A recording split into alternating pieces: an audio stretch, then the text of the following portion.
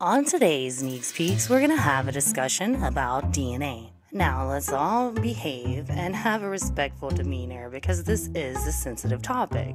In my initial discussion on this topic, I kind of felt bad, a bit remorseful, as all my proof was only circumstantial. Fortunately, I've come across new evidence that supports my original claims and that reinforce significance in exploring post-truth data that we've collected over time.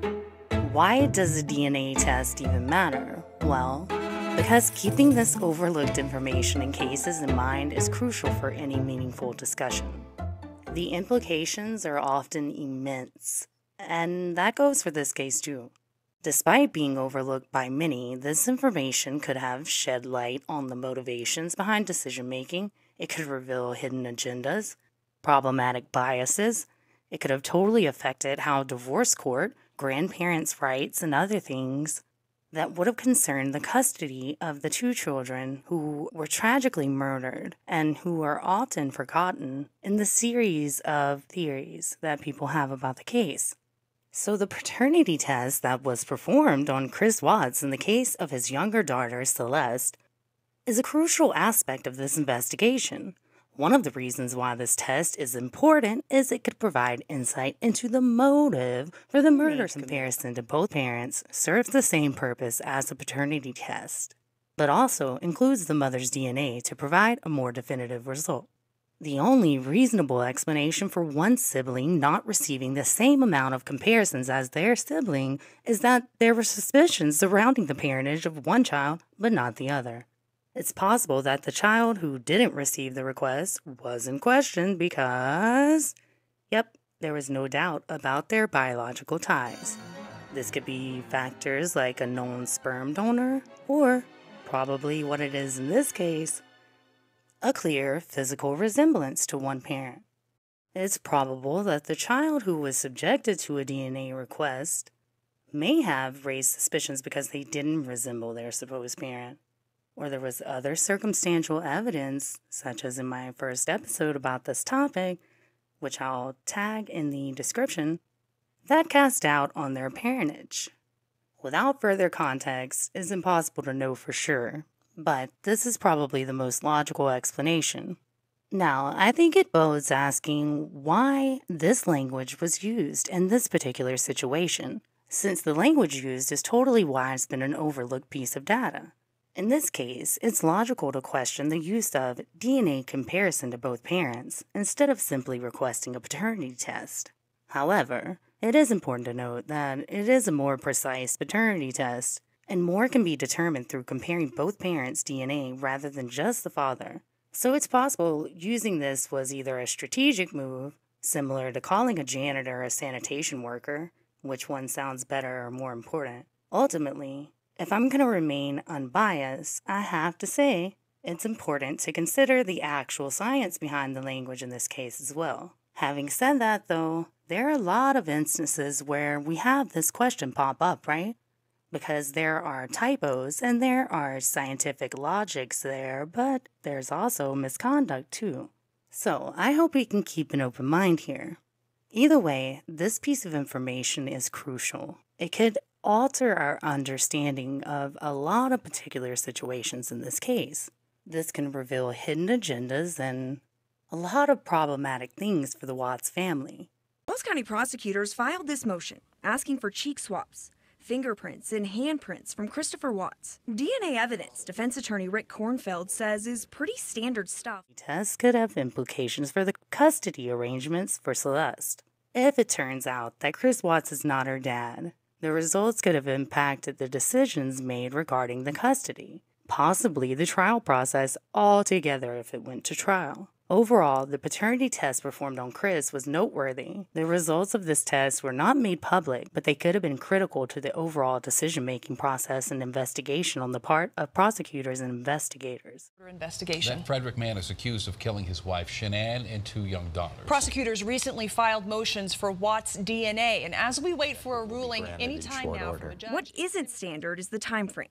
asking for DNA from a defendant nearly a month after police arrested him for killing his wife and 2 daughters. Now, there could be a lot of reasons why it took this long, but unlike other types of evidence that can be destroyed or dissipate with time or whatever, your DNA is your DNA. Kornfeld says the fact prosecutors had to file a motion to get Watts' DNA is also telling. This motion certainly strongly suggests that whether it was with advice of counsel or not, Mr. Watts said, "I'm not doing that."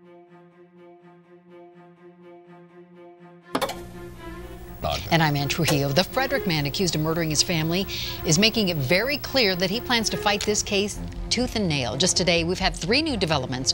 For one, the court again ruled against Chris Watts' request to have law enforcement investigated over leaks to the media. Watts also claims he cannot take a position on the DA's decision to not release the coroner's reports to the public because Watts' legal team hasn't seen them yet. And finally, Watts says he does not believe the prosecution has established enough probable cause to justify collecting his footprints. And that is in line with his other demands that the DA's office not be allowed to collect his DNA. Denver 7's Jennifer Kovaleski spoke with a DNA expert today and picks up the story from here. Jen? Shannon and here's what I found really interesting. This expert says that the sensitivity of DNA testing nowadays is very powerful, but usually when the suspect is a stranger, not a family member. In many criminal cases, DNA plays an important role. Philip Danielson is one of the leading DNA experts in the state. A professor at DU, he's testified in dozens of criminal cases. The DNA testing methods that we have are able to detect the tiniest of trace quantities. He says, even though the girls' bodies were submerged in oil tanks, there may still be trace DNA. Because strangulation involves force, that can increase the amount of skin cells. If they were strangled, as the defense has suggested in previous motions, Danielson says there is likely DNA around the neck.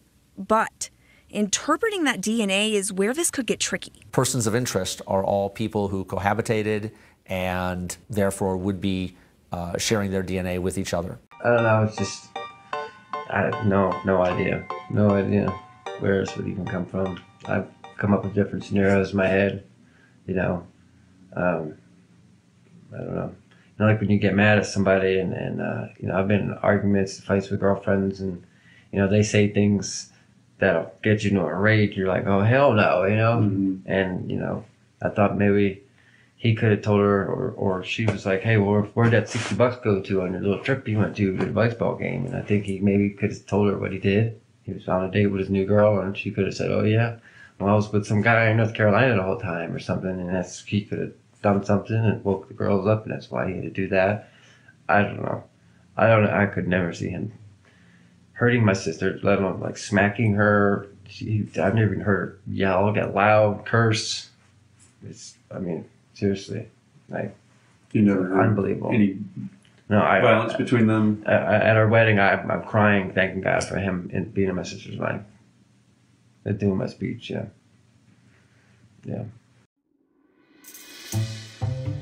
Custody of Celeste. If Chris Watts is the biological father, then his parents would have custodial rights over the children as biological grandparents in the case of either parent's death. Nevertheless, think of this different scenario. His decision for the final plea bargain?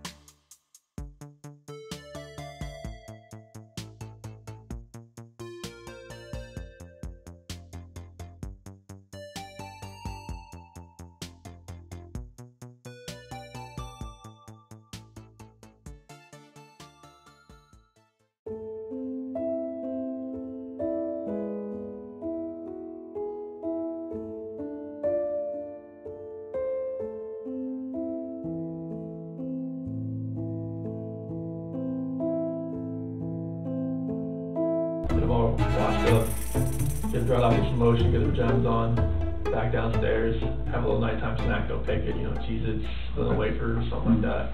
And they'll sit in their little couches and they'll watch a cartoon until about 7 o'clock, and then between 6:30 and 7, we're giving them the medicine and any medicine they need at that point in time, if one of them has fever or whatever else.